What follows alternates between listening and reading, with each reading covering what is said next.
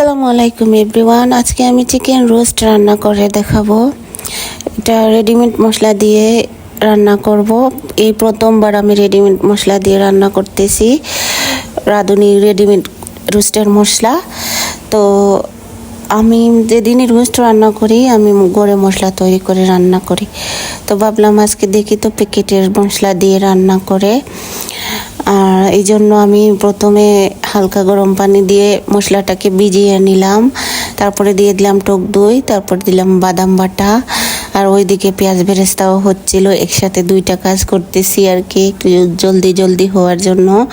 কারণ কারেন্ট চলে যায়, কারেন্টের কোনো ভরসা নাই, এই জন্য আর কি।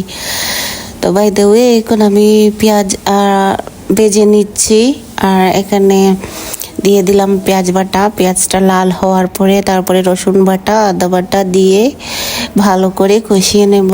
আর হ্যাঁ, হালকা পানি দিলে ভালো হয় যাতে পেঁয়াজটা পুড়ে না যায়, এই জন্য আর কি। তারপরে লবণ দিয়ে একটু কষিয়ে নিলাম। তো আমার ভিজিয়ে রাখা মশলাটা দিয়ে দিলাম, দিয়ে কিছুক্ষণ কষিয়ে নেব। আর এদিকে বাদাম বাটার সাথে টমেটো সস দিয়ে দিলাম, আর দিলাম 1 চামচ লাল মরিচের গুঁড়া যাতে একটু জাল জাল হয়।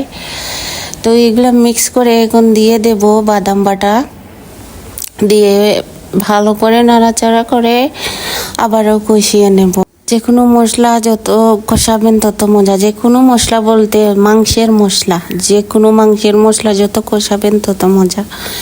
তো এখানে আমি পাউডারের দুধ গুলে নিলাম, তারপরে তো দেখলাম আমার কষানো হয়ে গেছে গ্রেভিটা। তারপরে দিয়ে দেব চিকেন, এই যে তেল উপরে উঠে আসছে। তো আমি ভাজা চিকেন দিয়ে দিলাম, এখানে 5 টুকরা চিকেন আছে, 5 জনের 5 পিস। তারপরে দিয়ে দিলাম মিল্ক, পাউডারের মিল্কটা ওই যে লিকুইড করে রাখছিলাম ওইটা দিয়ে দিলাম, দিয়ে আবার নাড়াচাড়া করে 10 মিনিটের জন্য ঢেকে রাখলাম। তারপরে 10 মিনিট পর দেখলাম যে আমার চিকেন সিদ্ধ হয়ে গেছে, রোস্টও হয়ে গেছে, তেল উপরে উঠে আসছে। তারপরে দিয়ে দিলাম পেঁয়াজ বেরেস্তা উপর দিয়ে ছিটিয়ে একটু নাড়াচাড়া করে নামিয়ে নেব।